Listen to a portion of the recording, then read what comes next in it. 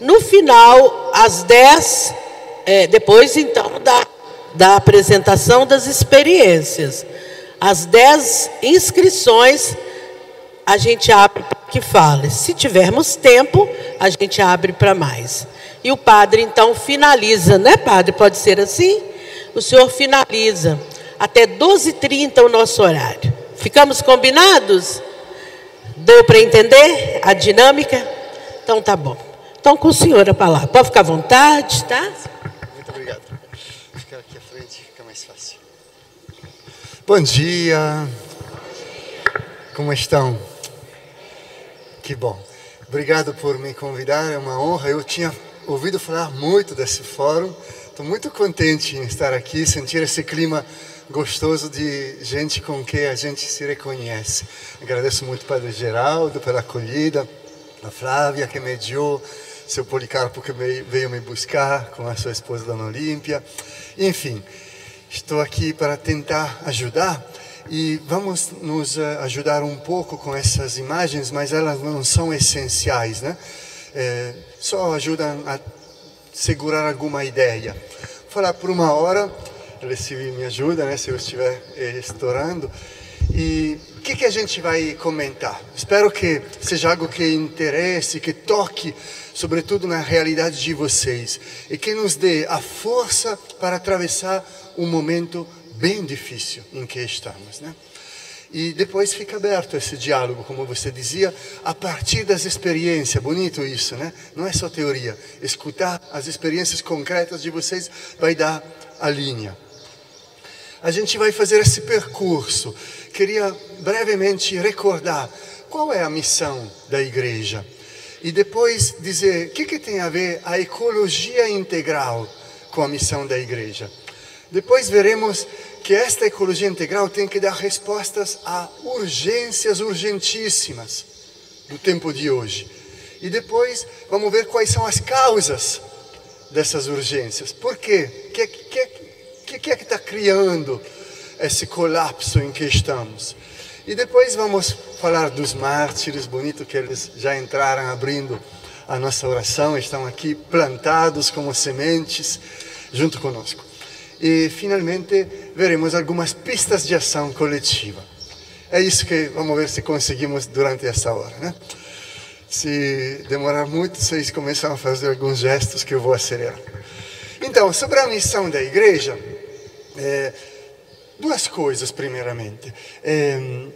Recordar que a nossa igreja é uma escola de humanidade e é uma casa de promoção da cidadania. Entre outros, duas coisas primeiramente.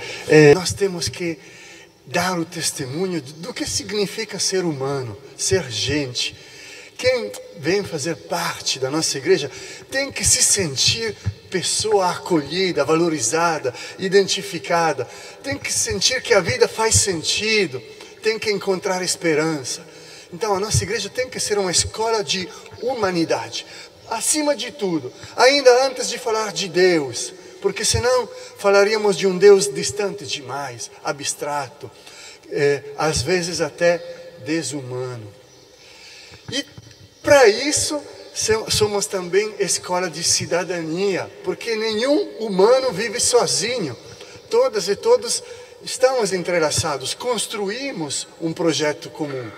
Então, a escola de humanidade e a escola de cidadania. Como dizia o Concílio Vaticano II, que na sua Constituição Pastoral, quer dizer, naquilo que ele quis dizer a nós, que somos das pastorais, ele dizia assim: as alegrias, as esperanças, as tristezas e as angústias das pessoas de hoje, sobretudo dos pobres, e de todos aqueles que sofrem, são também alegrias, esperanças, tristezas e angústias dos discípulos e discípulas de Cristo.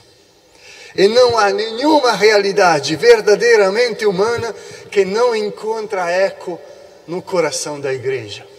Então, esta é a primeira definição. Se perguntarem para vocês, por que você é pastoral social? Por que você está na igreja? É porque eu acredito nesse rosto de igreja. Eu vou andando assim, ela fica meio louca, né? Me seguindo. É porque a gente acredita que esta é a igreja que faz a diferença. Você se reconhece nessa igreja?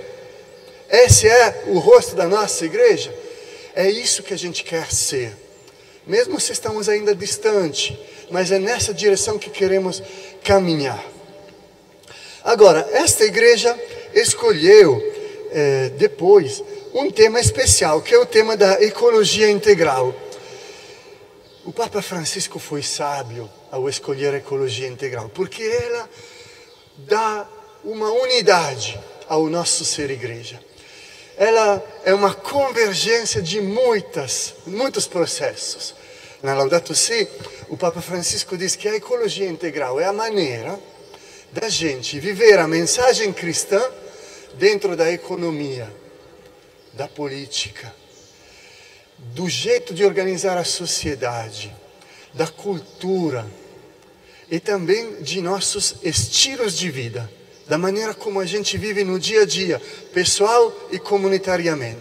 Então, a ecologia integral é a maneira hoje de conectar todos esses âmbitos onde a igreja quer ser humana e promover a cidadania. É porque não dá mais para dividir esses setores. Vocês conhecem a história do elefante? Rapidinho. Diz que lá na Índia, né, um grande sultão quis fazer um teste e chamou os 4 mais sábios do território, colocou uma venda neles e, tipo como que num auditório grande como este aqui, colocou um elefante no meio. E disse aos sábios: olha, eu quero que vocês descubram o que tem aqui nesta sala, né? Aí entra o primeiro lá do fundo, esbarra no rabo do elefante, né? Toca, sente e tal, diz: meu senhor, aqui nesta sala temos a corda mais longa, mais forte e resistente do império. Depois entra o outro do lado, né? Esbarra numa perna do elefante, toca, sente: meu senhor, aqui temos uma das colunas do templo mais bonito que temos no império. Entra o outro do outro lado, esbarra na barriga do elefante e disse: meu senhor, aqui é uma parte da muralha que defende o nosso império. O último que entra pela frente, esbarra numa dessas, como chamam esses dentes, né, do elefante. Isso, e diz: meu senhor, aqui temos uma das espadas mais cortantes e perigosas do império. Né? E aí o Senhor diz: pois é, vocês são 4 sábios, mas nenhum de vocês soube compreender a inteireza daquilo que eu queria que vocês descobrissem. Né? Como é perigoso dividir, separar, fazer uma leitura parcial da realidade. Né? A divisão empobrece a nossa compreensão e também esteriliza a nossa ação, porque nos direciona só numa parte daquilo que a gente leu. Então, quando o Papa Francisco nos desafia a compreender a ecologia integral, nos desafia a ter uma leitura da realidade mais completa, mais ampla, interconectada, mais forte em sua ação, porque exatamente não se reduz, não se isola. Isso é importante, não separar, óbvio, o corpo da alma. Né? Uma das maiores críticas que fazem ao caminhar da igreja é que não deveríamos salvar as árvores, mas sim as almas. Como se pudéssemos separar dentro do nosso corpo, ou do corpo da criação, tudo aquilo que existe. Né? É de tudo e do todo que temos que nos preocupar. E quando Deus nos criou, nos entregou a criação inteira para cultivá-la e guardá-la como um corpo único, né? E não separado. Mas também não podemos separar, por exemplo, as nossas pastorais. Não dá para ser em uma paróquia preocupado só com a minha urgência, a minha competência, a minha missão, desconectada dos outros. Não podemos separar os ministérios. Então, a liturgia, a catequese, a formação, a pastoral social precisam se integrar. quando o Papa nos fala da ecologia integral, está dizendo que somos desafiados a um pensamento integral, integrador, capaz de interpretar a realidade na sua complexidade, mas também nas suas interconexões. Veja que bonita essa imagem.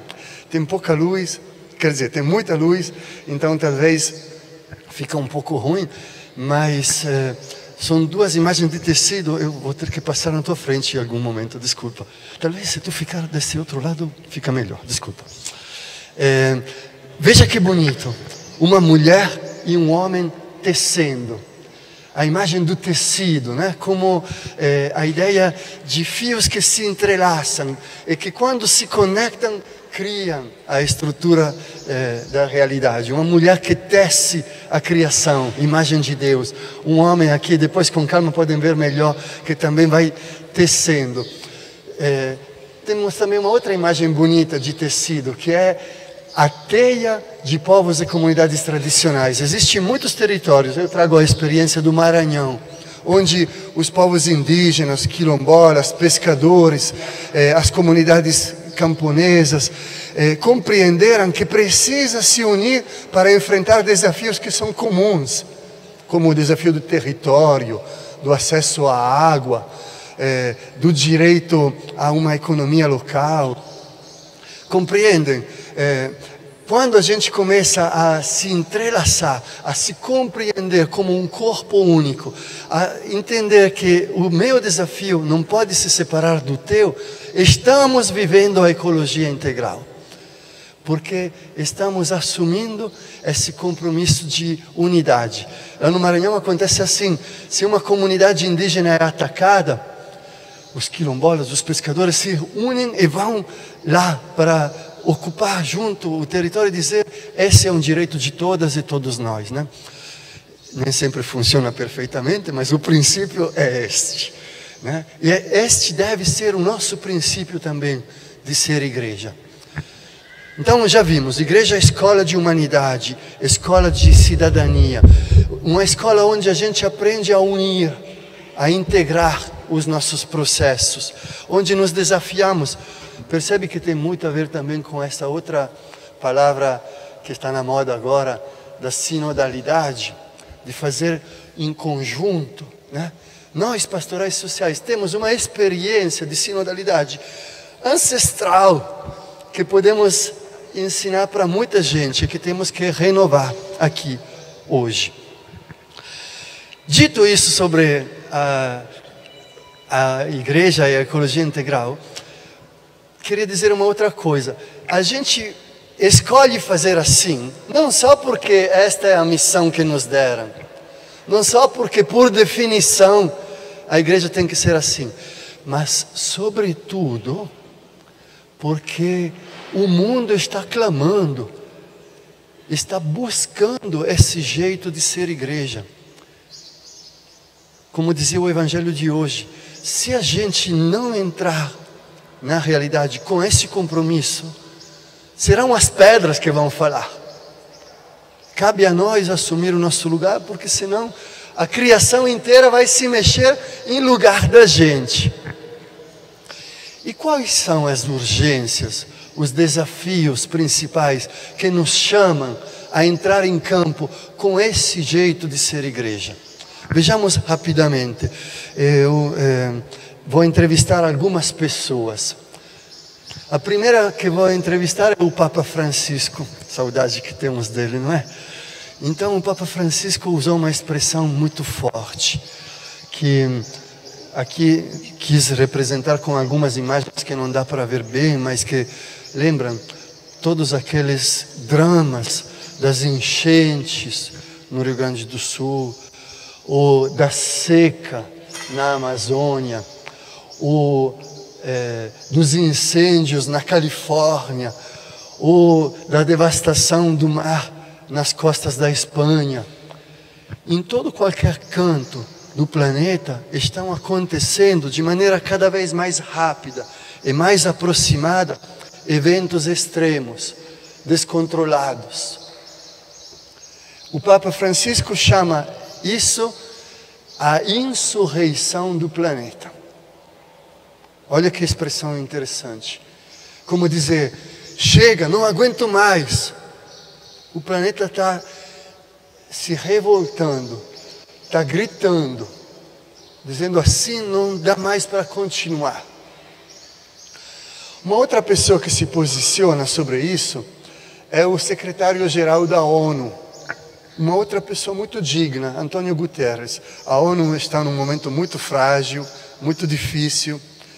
Países como os Estados Unidos estão boicotando de modo explícito. Mas ele, como secretário-geral, é uma pessoa muito coerente. Inclusive, quando se publicou Laudato Si, Antônio Guterres escreveu, junto com o Papa Francisco, há uma sintonia de visão. E ele diz assim, numa sequência muito forte, numa entrevista que ele deu, a humanidade está em guerra contra a natureza. Porém, a natureza está reagindo cada vez mais violentamente, com uma fúria e força crescente. Aquilo que dizia o Papa Francisco, a insurreição do planeta. Então, o secretário-geral da ONU, que é a instituição que foi criada depois da Segunda Guerra Mundial para estabelecer a paz no planeta, ele diz que o desafio do século XXI é a paz com a natureza. E que não dá para separar a paz entre os povos e a paz com a natureza. Que o desafio é comum e que não conseguiremos gerar condições de paz entre nós se não houver paz na natureza. Aliás, muitas das guerras que estamos provocando hoje são conectadas exatamente ao desejo constante de extrair da natureza e sobretudo da natureza dos outros aqueles que chamam de recursos que podem ajudar para o benefício de poucos. Então, paz com a natureza, paz entre os povos, desafio do século XXI. Vamos entrevistar mais uma pessoa, Davi Yanomami, este grande xamã, líder indígena, vive em Roraima, viu uma boa parte do seu povo dizimado, primeiro pelas doenças trazidas pelos garimpeiros, as invasões brancas, depois, mais recentemente, também pela fome. Vocês se lembram aquelas imagens dramáticas durante a Covid. O Davi faz uma leitura muito forte e vou ter que ler. Vou colocar aqui também, mas depois vocês podem, vou entregar para vocês esse texto. Escuta que forte o que diz o Davi. É tão bonito que eu gostaria assim, depois que eu ler, quem quiser, por favor, repita uma palavra ou uma frase que chamou mais a atenção dele. A floresta está viva. Ela só morrerá se os brancos insistirem em destruí-la. Se conseguirem, os rios desaparecerão no subsolo. A terra derreterá. As árvores murcharão. E as pedras racharão com o calor. A terra ressequida ficará vazia e silenciosa. Os espíritos chapiri, que descem da montanha para brincar na floresta em seus espelhos, fugirão para longe. Seus pais, os xamãs, não poderão mais chamá-los e fazê-los dançar para nos proteger. Não poderão mais afastar a fumaça epidêmica que nos devora. Não poderão mais conter os seus efeitos nocivos, que transformarão a floresta em caos. Então, morreremos, um após o outro, tanto os brancos como nós. Todos os xamãs morrerão. Quando não houver mais nenhum deles vivos para sustentar o céu, ele desabará. Que frase mais chamou a atenção de vocês dessa palavra de Davi Yanomami? Pode dizer em voz alta.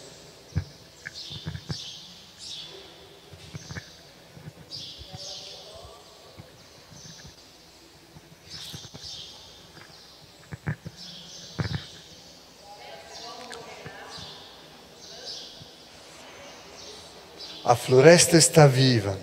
Ela só morrerá se os brancos insistirem em destruí-la.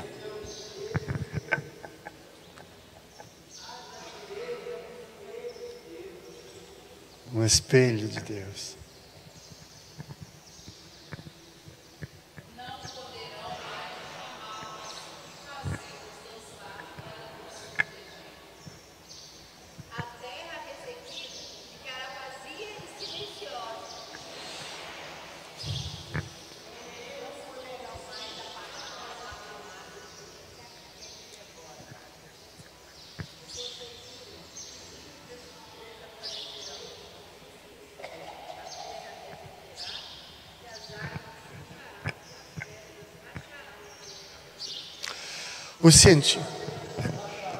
Até as pedras racharão. Os cientistas dizem que não falta muito tempo. Usam uma expressão muito forte, que esta é a década decisiva. Que a rapidez com que está aquecendo o clima, aqui não vou explicar muito, mas para ver a média do aquecimento global nos últimos 100 anos tem ficado mais ou menos, mas aqui não dá para ver, os últimos 2 anos estão muito acima da média de 100 anos atrás. Quer dizer, é como se tivéssemos recebido um empurrão, uma aceleração muito rápida na piora da condição climática. Os cientistas dizem, se esses 10 anos não tiver uma mudança grande, vai ser muito difícil depois consertar, porque estamos chegando naquilo que eles chamam de ponto de não retorno, né? Um ponto que, superado ele, quase como um efeito dominó, tu não consegue mais bloquear. Então, assim, percebe a responsabilidade que temos neste tempo? Percebe a loucura de quem vem dizendo, mas a igreja deveria cuidar das almas?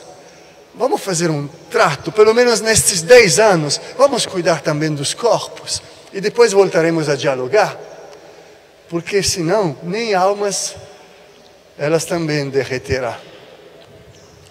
Então, esses 10 anos precisam de uma urgência que é coletiva. Claro, não é só da igreja, é do mundo político, não é, Padre João? É dos movimentos populares, é da sociedade como um todo, mas nós que temos essa espiritualidade chamada a promover e defender a vida, deveríamos ser os primeiros e as primeiras que dizem, aqui estamos. É por isso que estamos aqui hoje também em nosso fórum. Vejamos rapidamente quais são as causas que estão nos levando a esta situação tão crítica. Eu só rapidamente quero lembrar de algumas.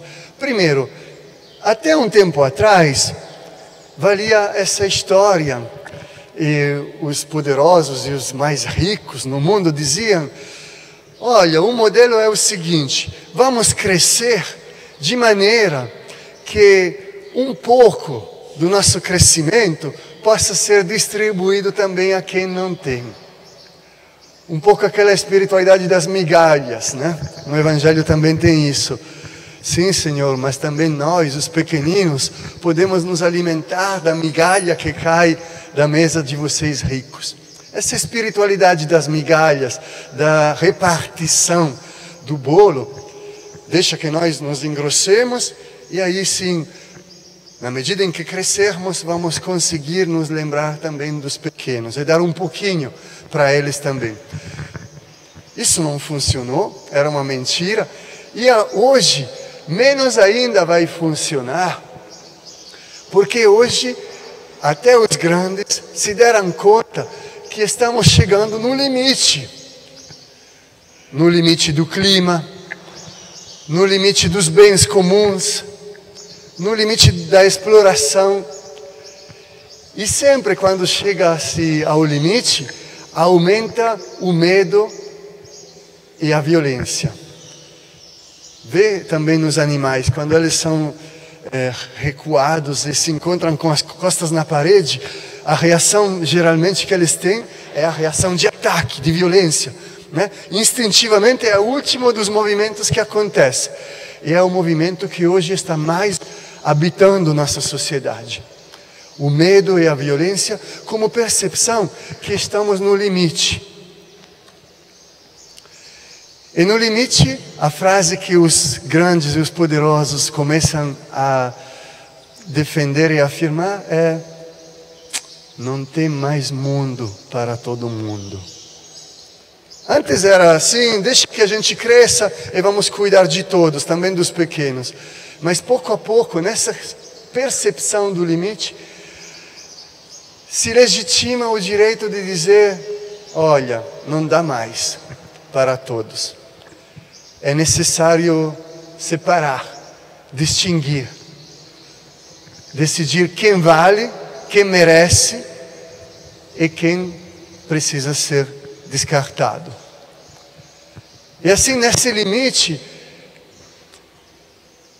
aqueles que têm as rédeas do poder econômico e político vão decidir, vão continuar seduzindo ao consumo aqueles que ainda têm condições de contribuir e vão aumentar descartando os tantos e tantos grupos que não podem mais ajudar.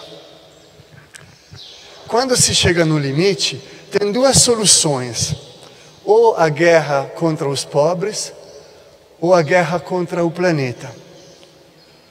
Porque se tem poucos recursos, se tem poucos bens para distribuir, e se tem muitos pobres que estão exigindo alcançar o nosso mesmo nível de vida, uma solução é esta, de silenciar os pobres, condená-los, atacá-los, excluí-los. A guerra contra os pobres não tem mais para todos. Temos que garantir o nosso. Ou, eventualmente, se quisermos ainda por um pouco satisfazer a fome para que todos cheguem ao nível da gente, vamos atacar o planeta ainda mais para retirar dele aqueles poucos recursos, como dizem eles, que possam ainda por um tempo silenciar a fome de sucesso e de vida que essas pessoas vêm gritando em nossos ouvidos. Guerra ao planeta. Estamos nas duas hoje, na guerra aos pobres e na guerra ao planeta, porque a humanidade está compreendendo que chegou no seu limite. E em lugar de pensar numa conversão de modelo, está optando pela solução mais fácil, que é o medo, a violência e o extermínio. Essa é um pouco uma das causas principais do porquê estamos aqui. E é por isso que fizemos definitivamente, parece, a opção pelo chamado extrativismo predatório, por essa solução de seguir extraindo. Aqui em Minas vocês conhecem muito o rosto desse extrativismo predatório, né? Antes de ontem estava em Brasília com uma delegação de Brumadinho, no Tribunal Federal, Superior Tribunal de Justiça, porque está se tentando evitar o habeas corpus do ex-presidente da Vale pelo crime em Brumadinho.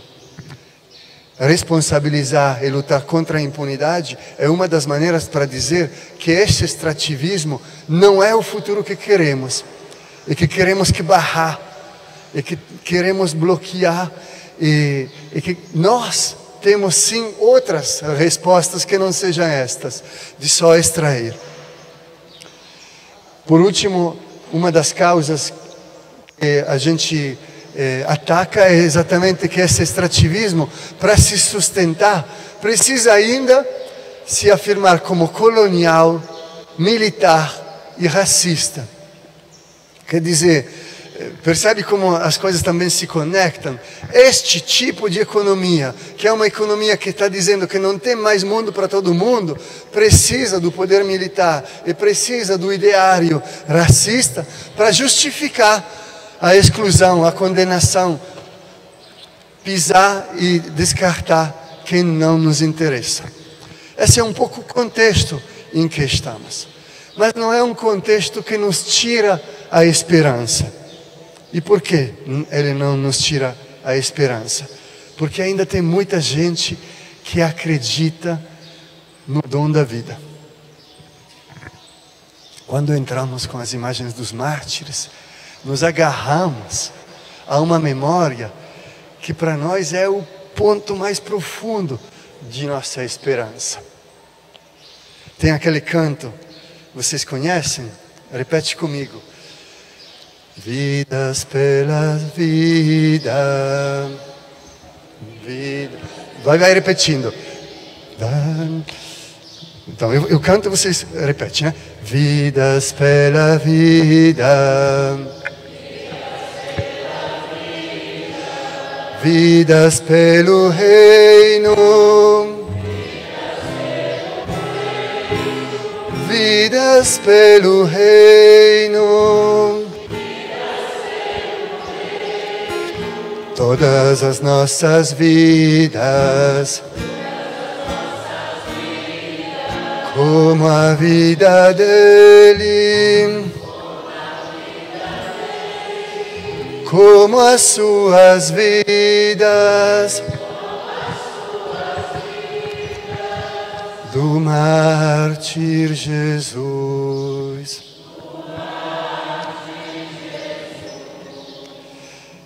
Quer dizer, nós temos uma reserva ética, diz o meu bispo Dom Vicente. Nós temos uma carga de esperança, que esse cenário que acabamos de descrever, que é um cenário muito ruim, muito difícil, bem desafiador, não pode tirar de nós. Isso que a gente cantou, isso que abriu a nossa celebração, estas sementes que já cresceram, essas pedras que gritam na vida dos mártires, são motivos que não permitem que a gente se silencie, não deixam que nos roubem a imagem de igreja e de Deus que a gente acredita, não deixam que contaminem a caminhada e a memória histórica de nossas pastorais, a memória e a vida das pessoas que deram e dão hoje a sua vida, nos mantém de pé, capazes de resistência e de esperança. E é por isso que, já passando quase para o final, quero trazer mais vozes. Antes havia entrevistado 4 pessoas, né? O Papa Francisco, o Davi Yanomami, o Antônio Guterres e não me lembro mais quem. O Luiz Marques, que falou da década decisiva, para compreender a realidade. Agora vamos entrevistar mais 4 pessoas, ou 3 acho que são, que nos dizem onde a gente encontra a esperança nesse cenário. O primeiro é um grande homem, que não é católico, inspira muito a caminhada da gente, que é o Antônio Bispo. Vou trazer aqui já o resumo daquilo que ele disse. O Antônio Bispo quilombola, conhece, né? Lá no Piauí, uma liderança que nos deixou faz pouco e que abriu muito o pensamento da resistência vinculada aos territórios. E ele diz assim: quando completei 10 anos, comecei a adestrar bois. Foi assim que aprendi que adestrar e colonizar são a mesma coisa. Tanto o adestrador como o colonizador começam desterritorializando o ente atacado, tiram o território dele, quebram-lhe a identidade, o tiram de sua cosmologia, o distanciam de seus sagrados, lhe impõem novos modos de vida e lhe colocam até um outro nome. O processo de denominação nova é uma tentativa de apagar a memória para que outra memória possa ser composta.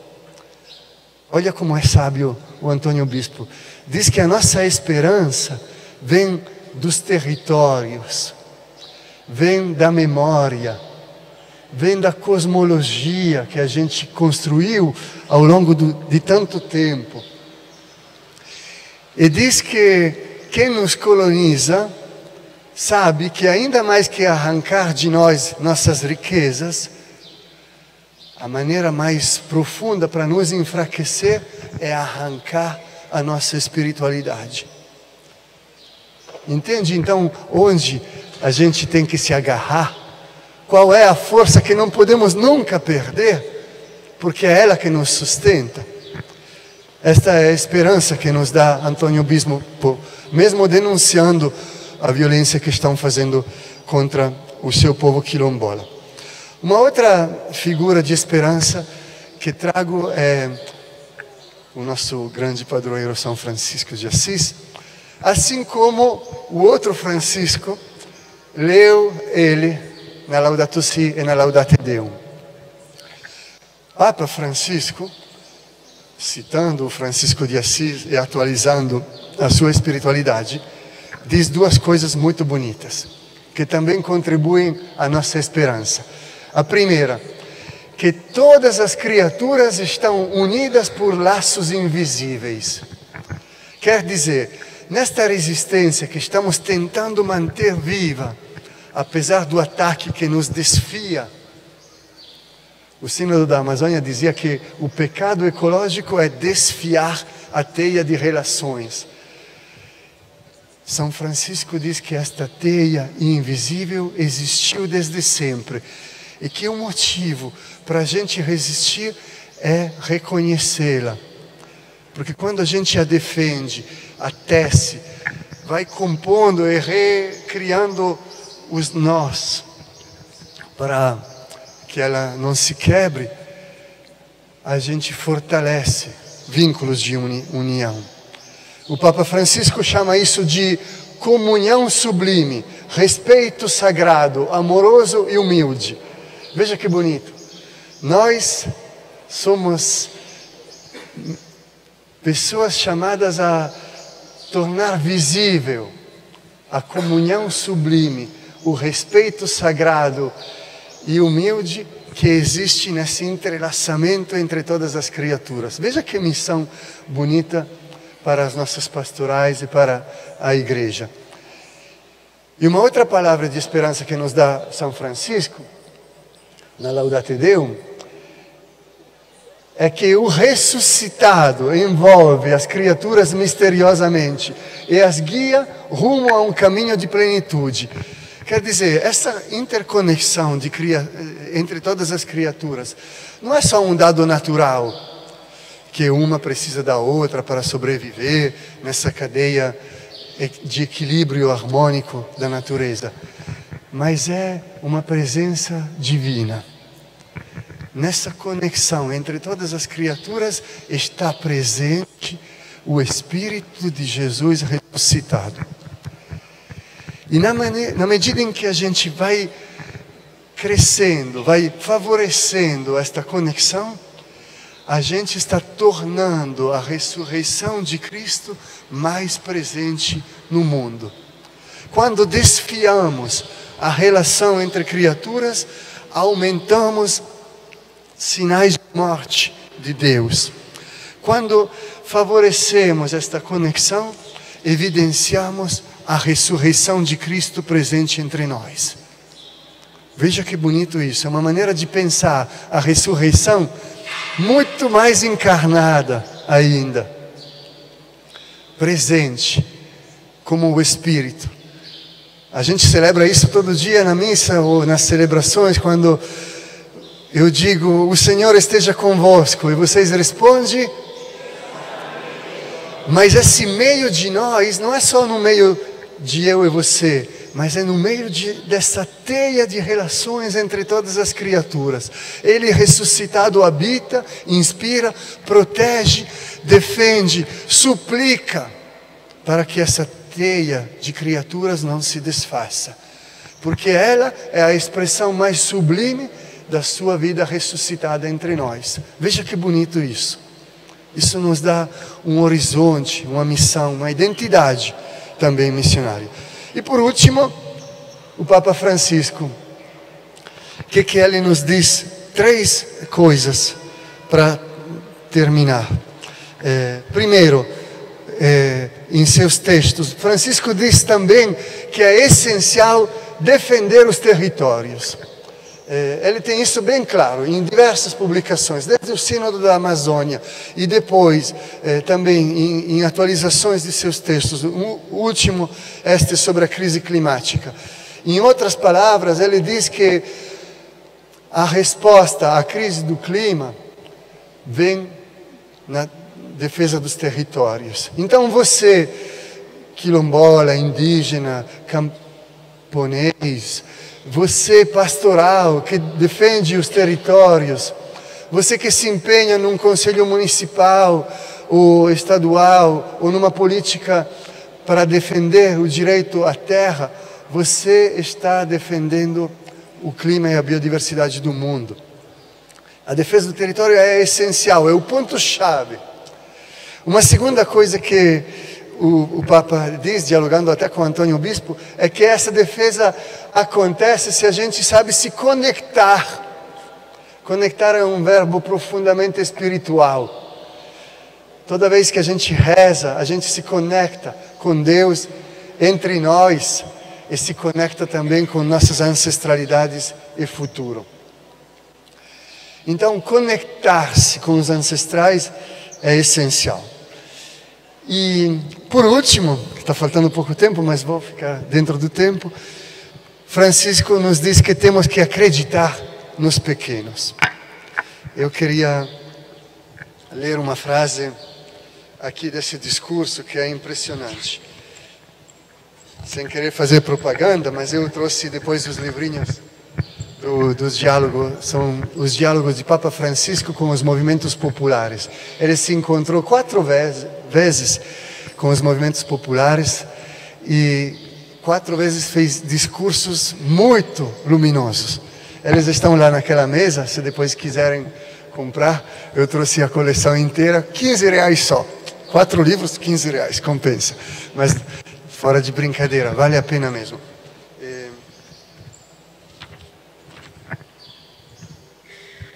Aí, na Bolívia, num dos discursos que ele fez, mais ou menos assim, esse era o rosto do encontro popular na Bolívia, e o Papa estava no meio deles, tinha gente de diversas partes da América Latina e do mundo, e ele tentou entrar na vida, na situação das pessoas, e disse essa parte do discurso que me dá muita esperança, e que tem a ver com aquilo que estamos dizendo. Ele pergunta: que posso fazer eu, recolhedor de papelão, catador de lixo, limpador, reciclador, frente a tantos problemas, se mal ganho o necessário para me alimentar? Que posso fazer eu, artesão, vendedor ambulante, carregador, trabalhador irregular, se não tenho sequer direitos trabalhistas? Que posso fazer eu, camponesa, indígena, pescador, que dificilmente consigo resistir à propagação das grandes corporações, de seus grandes projetos? Que posso fazer eu, a partir de minha comunidade, de meu barraco, da minha cidade, da minha favela, quando sou diariamente discriminado e marginalizada? Que pode fazer aquele estudante, aquele jovem, aquele militante, aquele missionário que atravessa as favelas e os paradeiros com o coração cheio de sonhos, mas sem nenhuma solução para os meus problemas? E o Papa responde assim: muito, podem fazer muito. Vocês, os mais humildes, os explorados, os pobres e os excluídos, podem e fazem muito. Atrevo-me a dizer que o futuro da humanidade está, em grande medida, em suas mãos, em sua capacidade de se organizar, promover alternativas criativas na busca diária de terra, teto e trabalho. E também na participação como protagonistas nos grandes processos de mudança nacionais, regionais e mundiais. Não se intimidem, vocês são semeadores de mudança. Olha que bonita a palavra de Papa Francisco. Acho que ela merece uma salva de palmas, porque diz que a resposta está em nossas mãos. Diz que apesar dessa situação tão complicada, nós sim temos caminhos, sobretudo porque nós não estamos subjugados à visão de quem criou o problema e agora quer nos dar também a solução. Nós podemos ser a solução porque nós temos uma outra visão, um outro chão. Porque nós não somos como os bois desterritorializados e colonizados, mas nós temos raízes, memória, esperança, missão. É de nós que pode sair algo diferente, algo novo. E assim, para concluir, 3 ações, entre muitas outras. Uma foi citada aqui antes da minha fala, o plebiscito popular. É um exemplo concreto de como hoje, no contexto específico de profunda injustiça fiscal, de violações constantes ao direito no trabalho, nós podemos exigir, defender e propor políticas novas. Esse plebiscito é muito simbólico. Acreditemos nele, temos ainda menos de um mês até o encerramento. Vamos batalhar para que estas causas sejam causas também da Igreja. O Dom Paulo Jackson, que é o vice-presidente da CNBB, disse que a causa do plebiscito não é nada mais que a doutrina social da Igreja traduzida em prática no hoje. Uma parte da doutrina social da Igreja. Um outro grande percurso é o projeto popular, o Brasil que queremos, fruto da Semana Social Brasileira. A Semana Social fez um grande mutirão de convergência de processos. Ela não inventou muita coisa nova. Nasceu da Semana Social a Pastoral de Moradia e Favelas, em nível nacional.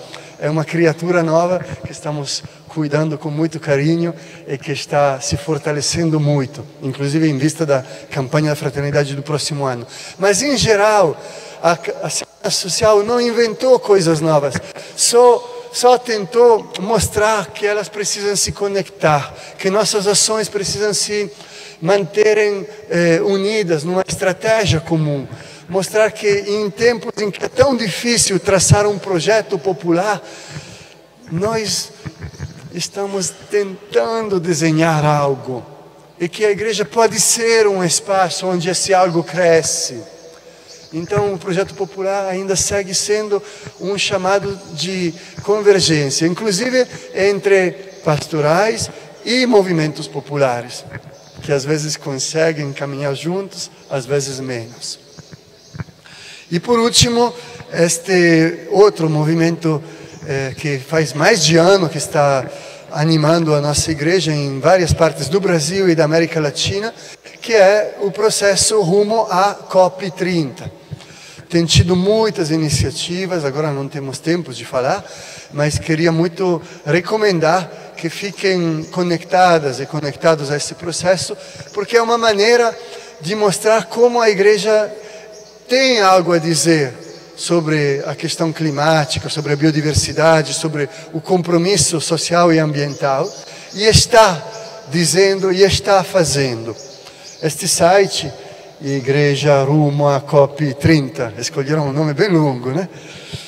Igreja Rumo à COP30.org, é um site muito rico. Se tiverem tempo, voltando em casa nos próximos dias de visitá-lo, mostra mais uma frente de ação, especificamente no campo ambiental e climático. Mas isso para dizer que, além da esperança, temos muita prática, muitas ações que estão correndo. Então, eu espero que essa segunda parte da minha fala tenha conseguido um pouco reavivar a luz, mesmo se tivemos que começar com um pouco de...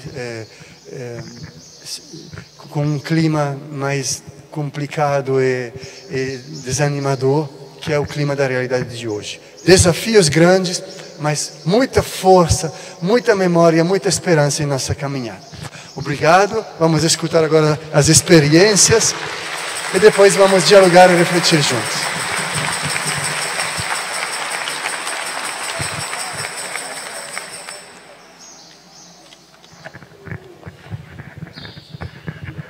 Nós queremos, então, agradecer o Padre Dário. Sabe, Padre, ao longo da sua fala, eu fiquei também pensando assim, hoje nós somos muito motivados a estarmos atentos aos sinais dos tempos, né? Então, nessa manhã, depois da sua fala, a gente mais consciente de que os desafios estão aí, que a gente precisa enfrentar.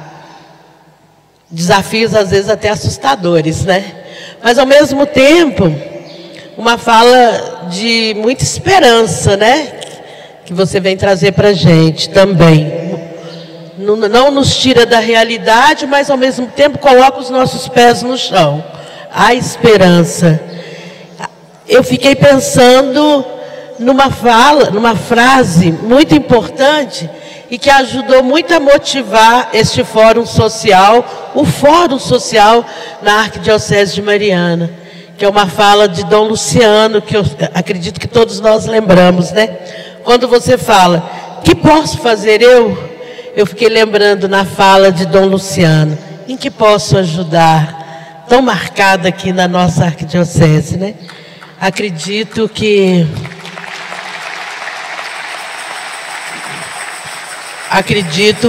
todos nós sempre estamos pensando nisso. Todos nós temos sempre como ajudar.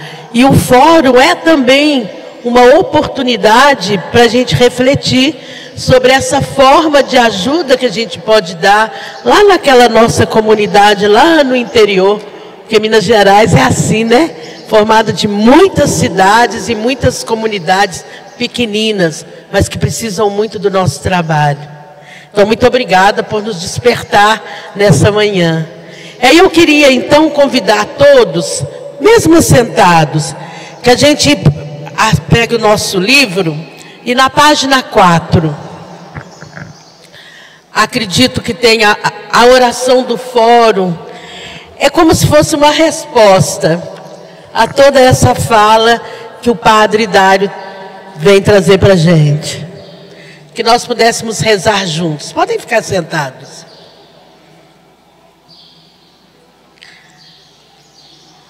Página 4. Vamos juntos? Ó Deus, nosso Pai, Senhor da vida e da história, a Ti confiamos os frutos do nosso 9º Fórum Social pela Vida da Arquidiocese de Mariana. Ao contemplar toda a criação, obra do Teu amor, impactada pelos muitos desafios sociais e ambientais, queremos, à luz do Teu projeto de vida e salvação, ouvir o clamor da terra e dos pobres, renovando nosso compromisso cristão e cidadão na defesa da vida humana e do planeta, nossa casa comum. Dá-nos, com o Teu Santo Espírito, discernimento, coragem profética e perseverança para sermos testemunhas da ecologia integral na Igreja e no mundo, anunciando a todos o Evangelho da vida. Sob a proteção de Maria, nossa Mãe e Padroeira, a Senhora da Assunção, e de seu esposo São José, nosso sim ao chamado e à missão que nos confiaste. Nos faça reconhecer que tudo está interligado e que somos instrumentos do teu amor a serviço da vida e da esperança. Por um mundo justo, fraterno e reconciliado, a caminho do reino. Queria chamar o Padre Dário para vir aqui e em pé, juntos de mãos dadas, a gente encerrar esse primeiro painel cantando, né? Junto com os nossos companheiros ali. Tudo está interligado, como se fôssemos um.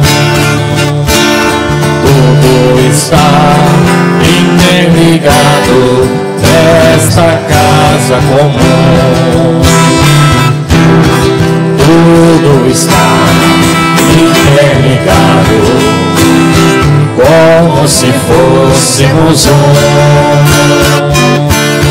Tudo está interligado nesta casa comum. Tudo está interligado, como se fôssemos um. Tudo está interligado nessa casa comum.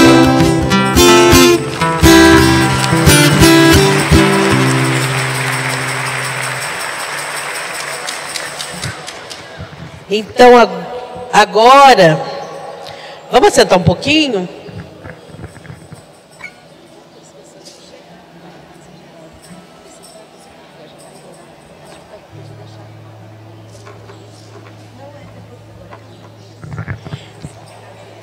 Então, só alguns recadinhos antes da gente sair para o café.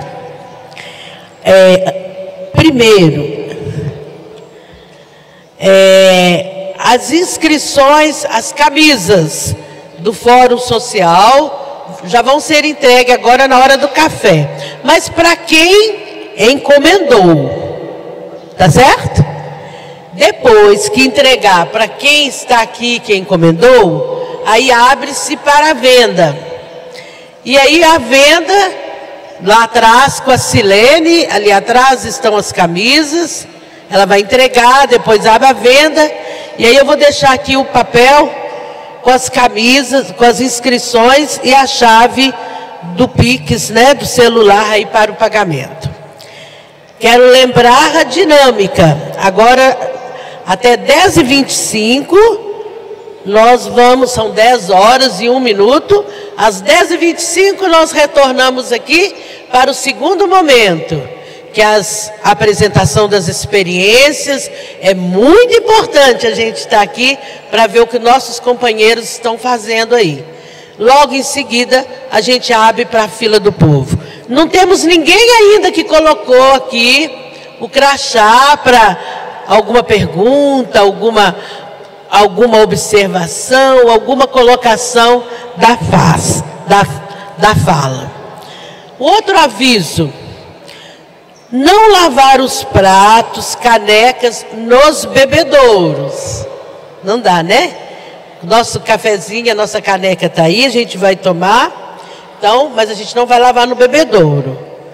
Tem um lugar certinho.